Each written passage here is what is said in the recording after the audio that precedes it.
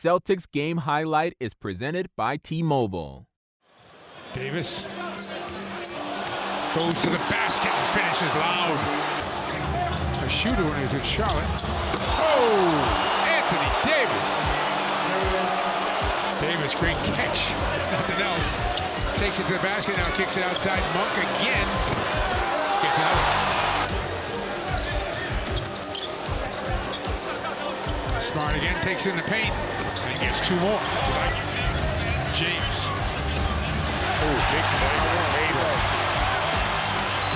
Smart. Schröder the pull-up two. And off by Westbrook. Oh, nice play by Tatum. Going to the bucket. Smart again. In the lane. Puts it up on the glass for two. That is a tough shot. Smart throwing it up for two.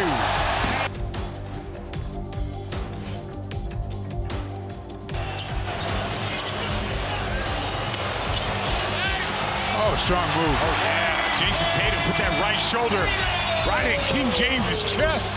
Again, his career as a tape guy. Schröder again. Push. See the push? Schröder. There you go. There you go. See when you push the ball? See what I'm saying? It causes confusion. You gotta push the ball. Let's check it back the other way. No, loose and it's Tatum off to the races. Tatum. Yes. Tatum going hard. Got it to foul. Too strong. Too strong.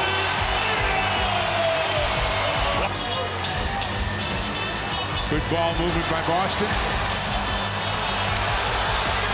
Tatum for three. You ain't stopping the Celtics if they move the ball like that.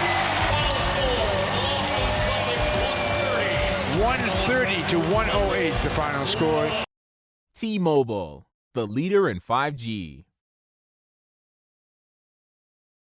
Welcome to the Celtics post-game line presented by your New England Ford dealers. Chris Forsberg, Amina Smith here with you. And the Celtics win a big one, 130 to 108 over the LA Lakers in prime time inside of TD Garden. Just a lot of electric energy in there. Forsberg, how big is this win? Yeah, it's huge. And look, it always feels a little bit better when you beat your main rival and on a night where you had everything going. I thought Dennis Schröder and Marcus Smart changed the complexion of this game in the third quarter, especially with their driving. But obviously the big story of the night, Jayson Tatum finally got himself going. Jayson Tatum, 37 points, 11 rebounds, 2 assists. He really injected some energy out there on the court. How did he show up tonight, Forsberg? See, I knew this was coming. I'm going to give myself a pat on the back. I knew this was coming. Let's check out NBC Sports Boston.com this morning. You saw I said Tatum was ready, especially when the Lakers are on the other side. Gets himself going with a couple early threes.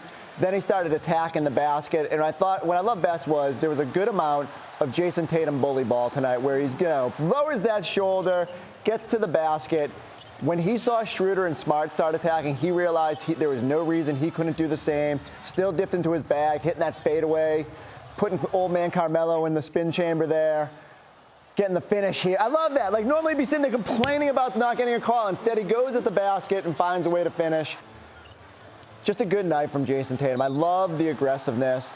Look at that stat line, 11 rebounds, 50% shooting, 37 points. I told you, 21 months ago, he had that big game against the Lakers out in L.A., and it just launched him to a new stratosphere of player. I'm not sure, what this 37-point game will do, but it can't hurt considering how much he has struggled at the start of the season. Feels like with this in the Atlanta game, he's ready to launch. I almost feel like Jayson Tatum gets energized by these types of matchups where big stars come in. We saw it last season when Steph Curry came into the TD Garden and Jayson Tatum felt like he had to show up in that game. Again tonight, 37 points. How much do you think that really kind of gets him going? I think it's only natural, right? Like when you get a little extra motivation by seeing LeBron and AD and just the purple and gold on the other sideline, you're going to go to another level. Now, what I need Jayson Tatum to do is when he sees the orange and blue of the Oklahoma City Thunder tomorrow, be ready to go up and continue to play the way he has. But I think they're nights like this are sort of a nice reminder of, okay,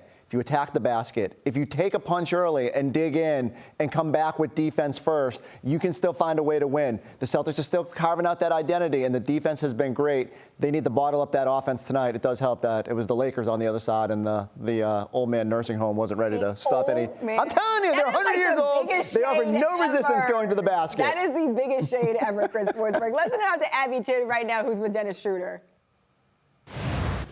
Dennis, you came out here aggressive. What was your mindset taking on your former team in this iconic rivalry? I mean, you know, we just try to get a W at the end of the day. Of course, my former team, but we just going out here competing, you know, try to get a W, and that's what we did tonight. Had a lot of words for Russell Westbrook. Care to share any of them? I mean, me and him going back and forth since OKC. That's my guy. That's my big brother. He's been taking care of me, you know, since I got to OKC. And when we on the court, you know, we just competing. So end of the day, he had words for me. I have words for him. But end of the day, when the game ends, we brothers. So, I mean, I'm glad we won the game, and we got to do it tomorrow as well. Dennis, this game changed after the first quarter. What was said amongst yourselves after that in that huddle? I think we had to just, you know, get back in transition. I mean, they heavy, especially when LeBron James play, you know, in transition, they get out and they play really fast. So we had to get back, and that's what we did in the second and third and fourth quarter, and just gave us a chance to win the game. Jayson came through in the fourth, but you and Marcus, carried the offensive load in most of this game. What is it like playing alongside a guy like that? I mean, JT, he is special. You know, I try to talk to him every day, you know, to be aggressive. I mean, early in the season, you know, he didn't hit his shots what he normally hit. But, I mean, you know, him attacking like he did tonight and finding open teammates, I think is special. So he got to keep that going, and he's going to be unstoppable. Finally, Dennis, what did you guys show yourselves in this win? I mean, we just going to compete. It don't matter the outside noise. We just going to stay true to ourselves, try to compete. Whoever is with us, they're with us. If not, don't be with us, but we're going to compete, and we're going to be good. Dennis, thank you. Congrats. A lot of smiles out there in TD Garden. And Scal joining us from TD Garden right now. Is Scal with them or is Scal not with them? Look, Scal is with them. He's out there. He's out there in TD Garden. Scal, what did you take away from this matchup? The Lakers can't guard anybody, man.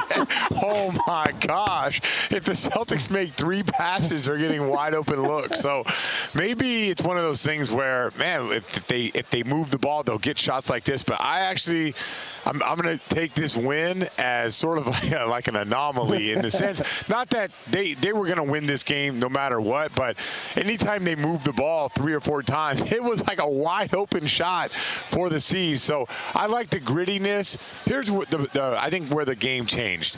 Marcus Smart, Josh Richardson, they come into the game. Tatum is on the bench, and those guys took over offensively for a small amount of time, maybe 5 or 6 minutes in that first quarter. They made it so it wasn't like a 17 or 20 or 22 point deficit, and from that moment on, it was all Celtics all the time, anything they wanted. And I just thought, like, the way that Celtics played today, like the Lakers and their defensive movement, they were not going to beat them. I want to stay on Smart for a minute because I think he's been really good in this stretch, both with the playmaking and knowing when to be aggressive. Is this the Marcus Smart they need, Scal, to sort of bottle up, like put a focus on defense, but know when to attack the basket and when to be a playmaker? Yeah, I mean, I think each game has a different life, right? Especially for a role player. Like, you know, you saw what happened today. Tatum goes to the bench, Smart takes over.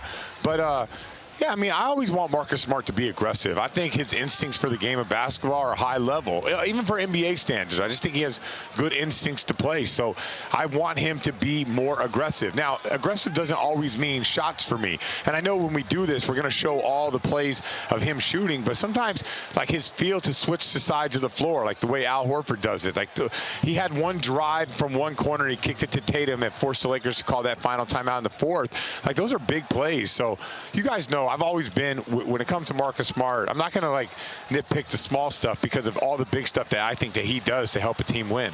And Marcus Smart really injecting a lot of toughness into this line, especially in this game. Paul Pierce even talking about it during the broadcast. Forsberg, just how much toughness does Marcus Smart bring to the table, specifically in this game tonight? Yeah, I mean, every night, right? Like, you need someone who's willing to go get gritty and establish that defensive energy. As Scal said, it felt like that game could have gotten away from them quickly. The Lakers have it going early. You're down 14 or whatever the number got to. And Marcus and Josh Richardson just kind of cranked the defense up a little bit, kind of set a tone, but also were aggressive offensively, kind of bring you back a little bit. And that's what you need. Like, that's why they are the sort of savvy veterans.